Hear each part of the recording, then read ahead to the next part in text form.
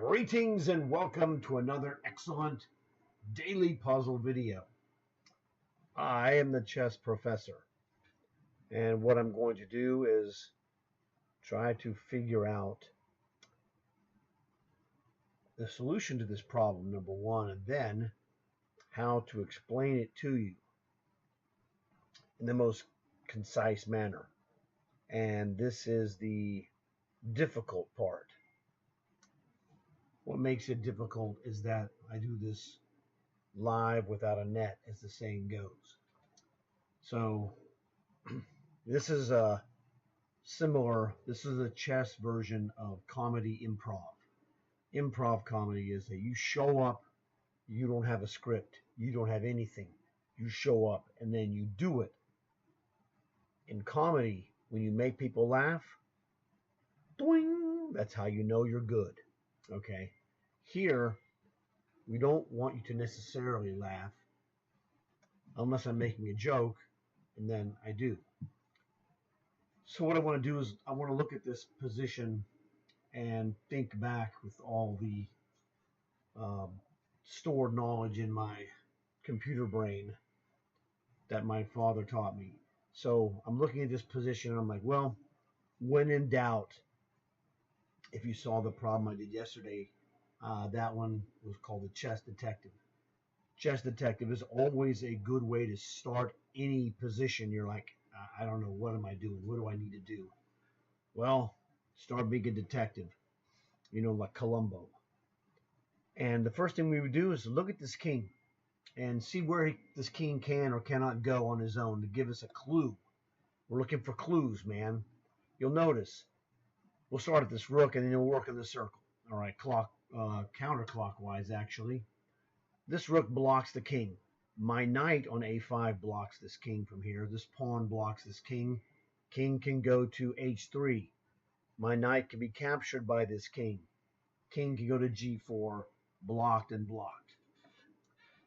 So, this king is mostly blocked. He's got literally 3 possible moves to a check. So, well, all right. So we're chess detective, trying to look for a clue. Now, here's a way to get a clue. Another way you can get a clue is use one of my other techniques called the brute force technique. Take the most obvious move that's not stupid. And the stupid move would be like queen takes rook. That's stupid. All right. Now, the most obvious check moves that we have that aren't stupid would be knight to c4 check or rook to, I'm sorry, not knight to c4. I'm playing from black side, so it's knight to f5 check and rook to g1 check. All right. So let's look at these. If I go knight to f5 check, he has all kinds of freedom. He can go here to g2 as well. And realistically, that's probably a killer answer. But king h3 is also good because the knight would no longer be able to check him if he moves to the diagonal of the knight on the light square. In fact, it takes 4 moves for this knight to go from f5 to h3, so this is not a good thing for me.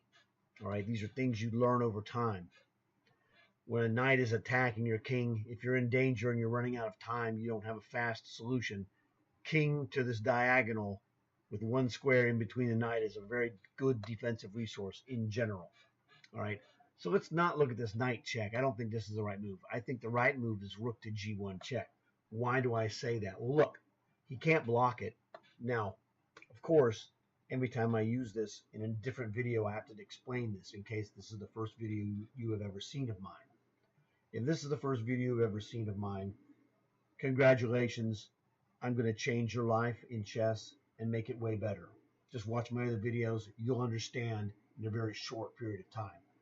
So he can, if I play rook to g1 check, he can play rook to g2, but I'm just going to win his queen with rook takes rook check guarded by my knight. Queen takes rook, and then knight takes queen. So that's just losing for him. So whenever a good player says he can't do this or he can't do that, he can usually do it, but it's going to cost him. So the shortened version is he can't do this, because the implication is that he will lose as a result of this move you say he cannot do. In general, sometimes that's a mistake. So you got to be real careful. But anyway, in this case, I'm not here to trick you. I don't do that. I do this legit up front because my goal is to make you better faster. And when people see you get better, they're going to ask you, well, how did you get better? I saw this dude on YouTube. His name is Chess Professor. Speaks for itself, right? So I want you to be good. I don't want to trick you and make you feel stupid where you have to go and maybe buy some product that I have that would be really good. Instead, I'm just going to be really good here and let the reputation for honesty take over because that's the ultimate win. So rook g1 check. Blocking is terrible for him, so he needs to move. Now this rook on g1 becomes what I call the fence rook. It makes a wall he cannot pass. So he's going to have to go to the h-file. He'll have to go to king h3 or king takes free knight. So if we check him, let's say with king takes free knight, he's taking a knight for free. Is that good enough? I don't know. That's a good question. It's starting to look kind of iffy. You know what I mean? I had an idea I thought was good. Rook g1 check, king takes knight. It's really tough. Now, man, this is bogus, I'm telling you.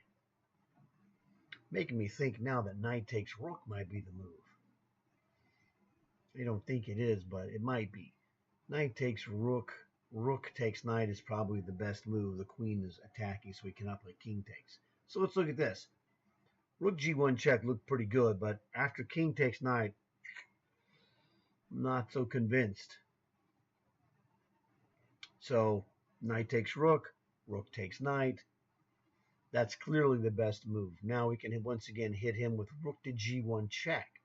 The knight has been removed from liability, so we're okay there. Rook here, rook checks. Again, fence post rook, but he can go king to f2.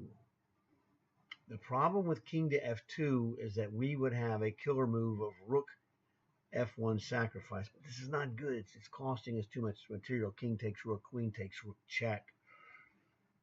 He's getting freedom, and that's freedom is for us. Freedom for him is not good. So I think knight takes rook is suspect. And this is what makes it difficult. You got to think about this. Knight takes rook, rook takes knight, queen, rook to g1 check, king f2, counterattacking our rook. It's quite bug. Oh, wait a second. We might have a good move, though. Oh, geez. No, that's not right.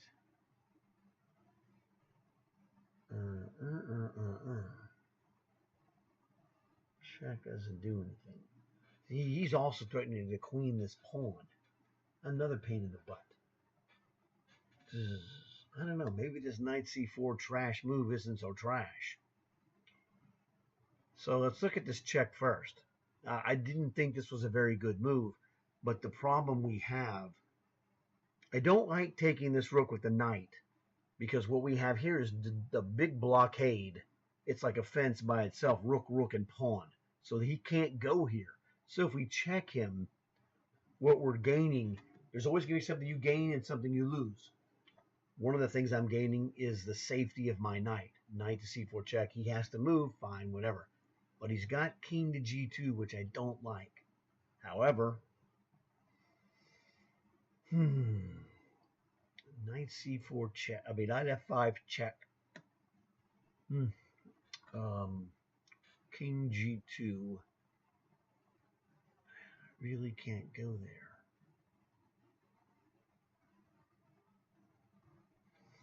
Oh, man. The other move is queen g6 check. He just takes my knight, unfortunately. Okay, you know what? Okay, here it is. Go back to my original, I can't speak. my original concept, rook g1 check. King takes knight is the best move. However, the move I had not foreseen is because I wasn't realizing that this pawn would be pinned by my queen. So g5 check is the follow-up. So rook g1 check. King takes free knight. g5 check. Now he's got a problem. He's got to move. He cannot capture this pawn. This pawn is pinned by my queen to his king. So we got the fence rook here. He can go king to h3. We'd hit him. Queen to f5, and that is a checkmate. This is a killer. My gut reaction, my spidey senses of rook to g1 check were correct. Rook g1 check. Now, he doesn't have to take this knight. He could play king to h3. What are you going to do now, Bobby Fischer? That's what my dad would say. Queen to f5 check. King takes rook. King takes knight is a little bit forced. Man, pawn checks. You can take it now. I don't care. Okay, pawn takes pawn, and then queen takes pawn. King h3, and then queen g4 is a checkmate. So that's a checkmate if he goes to h3. So rook g1, king h3 is checkmate. So rook g1 check, king takes knight, g5 check. Again, if he goes to h3, we hit him with queen checks, and that's a checkmate.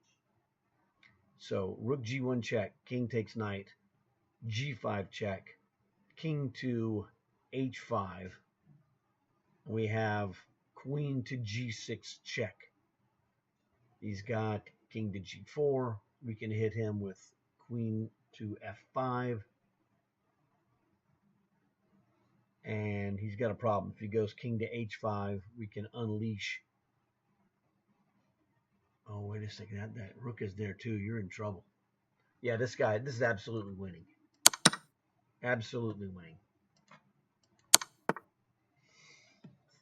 Okay, and the lesson for this one is that in my original rook checks, king takes knight, I didn't see the move that was basically 3-piece movements deep. Rook move, king takes knight, and then I didn't see the pawn check. So I looked 2 moves deep, but this is what I call you're looking X moves deep. And then I realized it's X plus 1. I need to look for the third move. The third move is g5 check. That's the killer. So we just play queen at f5 check, and that's a checkmate. Notice, blocked.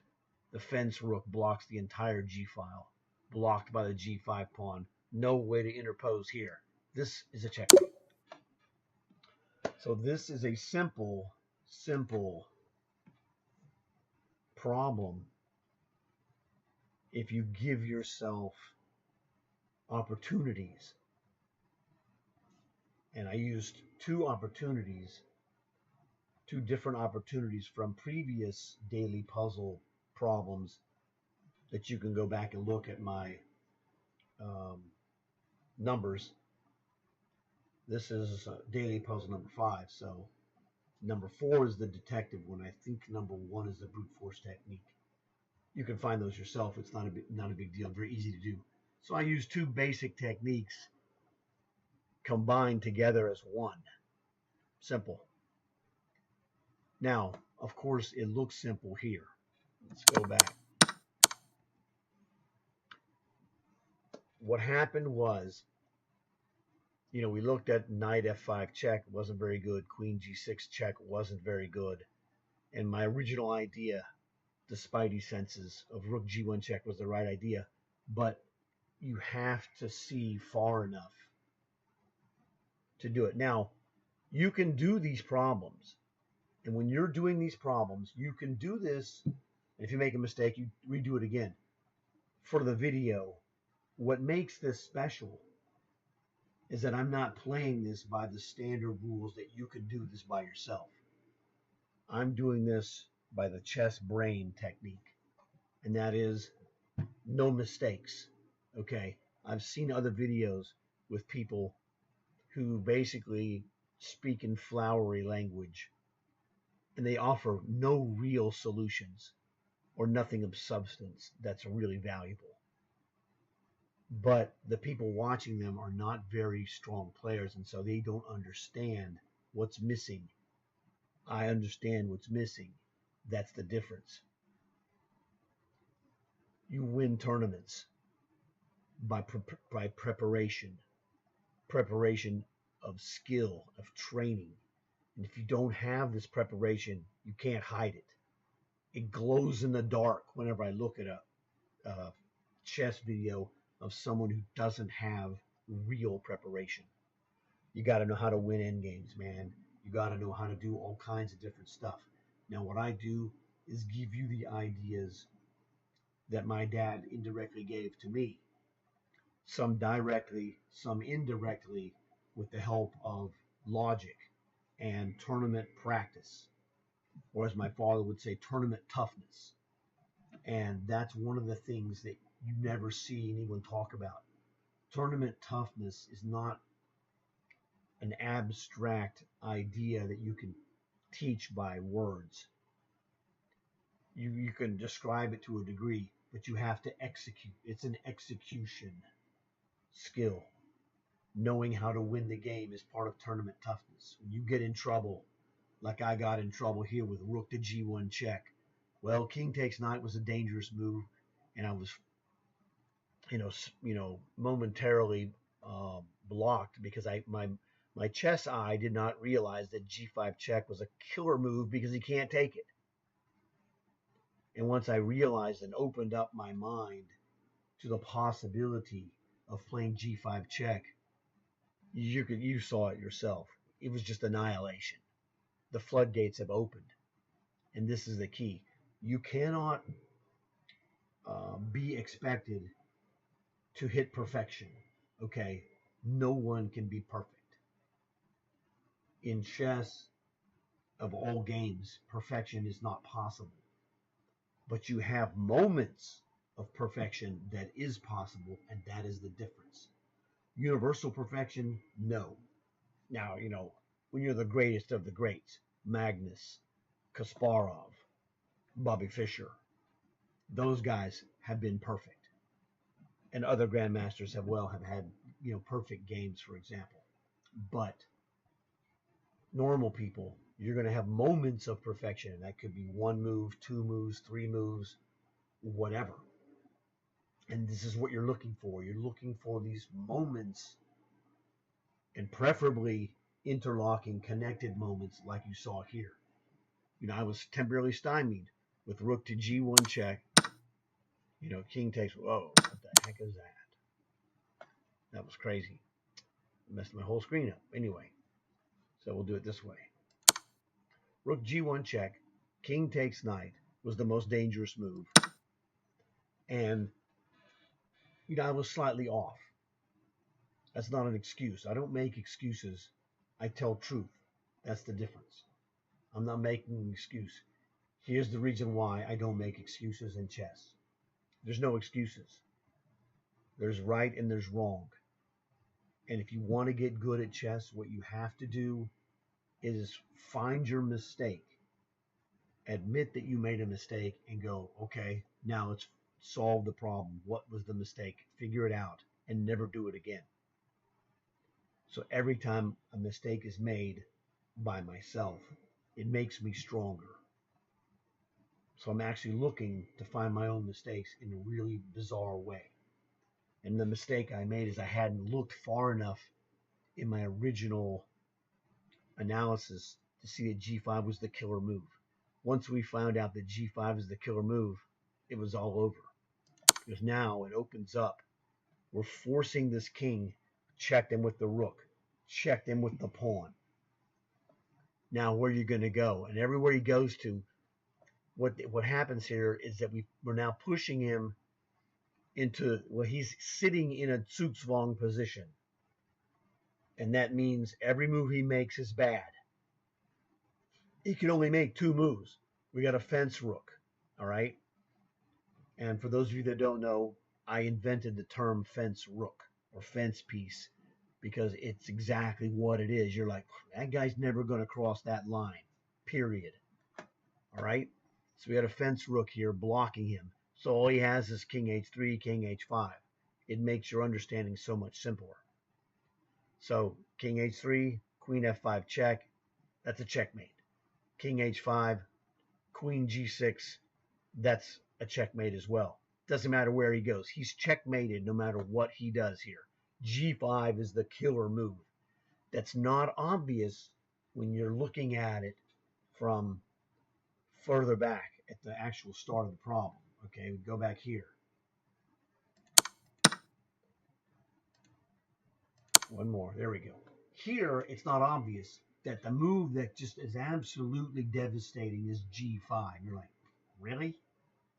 But by proper orchestration, the rook check. We check him with the rook. He can't block it, which we discussed, because, ta-da, we're going to win his queen for a knight. If he plays rook G2, rook takes rook check, queen takes rook, knight takes queen, and he's done. So that loses for him. The only move that doesn't lose for him, obviously lose, is king takes free knight. When he takes the free knight, look what happened. Look at the material. I mean, he's just crushing. If we make any mistake at all in a tournament, you play a move like this, you're like, dude, if I'm wrong, I'm dead. I lose. We're two pieces down, a rook and a bishop. This is a checkmate or you lose situation. And here, there is not the same adrenaline going on in your body because it's not, this is a practice, okay? This is practice. Now, practice is important because practice is how you get better. Because you're in a controlled environment, there's less danger. If you make a mistake, it's really not that bad, okay? And you go do daily puzzles. You can, retry. I don't do that here. I'm playing this. I live a tournament chess lifestyle. I play moves like I'm playing in a tournament. In a tournament, you don't get to make a move and then go, oh, wait a second, let me take it back. There's no take back, okay? So we hammered this guy with G5 check, and this sets us up to win. So this is the key. My practice is showing you how the phrase practice makes perfect comes to evolve. Because I treat this like a tournament position, and so I'm winning, I'm executing like a tournament player would execute. It's not just a goof off practice. Hey, if I missed it, it's no big deal, okay? So that's the difference.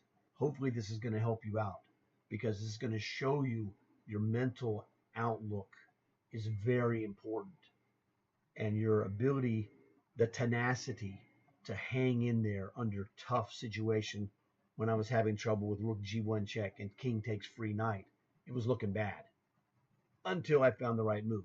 So hang in there. Tenacity is the key. This is why you don't really get better when you're playing speed chess 5-minute games, for example, because some moves take 5 minutes to find. It's just the way it is. Now, they're good for, different handling of time pressure, etc. So there's things that can be learned, but you're not going to play your best game unless you play it at a much longer time control where you can have a chance to use all of your abilities. And you're trying to get better because you'll find better moves, but you'll find better moves faster as you improve, and that is the key. So I thought this was really good and presented a problem which I solved right in front of your face, no mistakes. And you get into a mental mindset of making as few mistakes as possible. That's how you win games, number one. And when you win a game and win a game and win a game and win a game, all of a sudden you've either won a tournament or you're in position to win the tournament. Okay? You win tournaments by winning games, game after game after game after game. So that's why you want to practice this kind of mindset every day if you want to be a winner. If you're just goofing off, hey, there's nothing wrong with that. Do whatever works for you. If you're not going to try and be a tournament winner, that's okay. My reality comes from tournament experience. I wanted to win tournaments. I did that. And I did that in the presence of friends and my father, when we would go to tournaments, sometimes my dad and myself, we would go with one or two other guys and just make, from the chess club, and just have it's like a party, right? And so that was really exciting. When you cash in a tournament, win a first, second, third place trophy, what have you, it makes it more fun and exciting. If anybody does anything good, it's great. So that's the deal. So hopefully you enjoyed this video. Hopefully you learned something very valuable. Tell your friends, spread the word, leave a comment, leave a like, and of course, not just a like, but like and subscribe.